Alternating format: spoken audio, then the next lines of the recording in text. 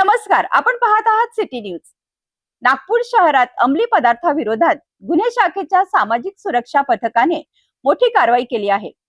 तब्बल 105 gram MD drugs जप्त एका आरोपीला ताब्यात घेण्यात आले असून 13,30,000 रुपयाहून अधिक किमतीचा मुद्देमाल जप्त करण्यात आला आहे।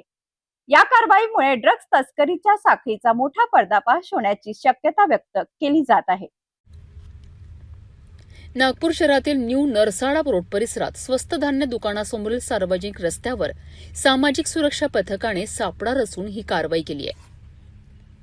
या कारवाई दरम्यान आरोपी सलीम साजिद खान वय 48 वर्ष याच्या ताब्यातून 105.20 ग्रॅम एमडी हा अंमली पदार्थ जप्त करण्यात आला आहे।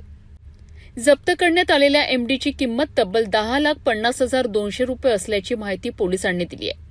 याशिवाय या कारवाईत एक बर्गमंग दुचाकी, 2 मोबाईल फोन आणि पिवळ्या धातूची अंगठी असा एकूण 13,30,200 रुपयांचा मुद्देमाल जप्त करण्यात आला आहे। या प्रकरणी हुडकेश्वर पोलीस ठाण्यात एनडीपीएस कायद्याच्या कलम 8 क, 22 क आणि 29 अन्वये गुन्हा दाखल करण्यात आला आहे। या गुन्ह्यात संजय कालिया हा दुसरा आरोपी फरार असून त्याचा पोलीस शोध घेत आहेत।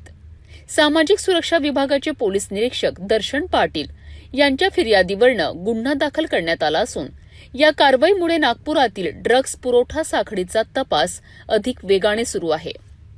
नागपुरात अंमली पदार्थाविरोधात पोलिसांनी सुरू केलेली मोहीम अधिक तीव्र होत असल्याचे या कारवाईवरून स्पष्ट होत आहे। फरार आरोपीचा शोध सुरू असून या रॅकेटमधील आणखी धागेदोरे समोर येण्याची शक्यता आहे।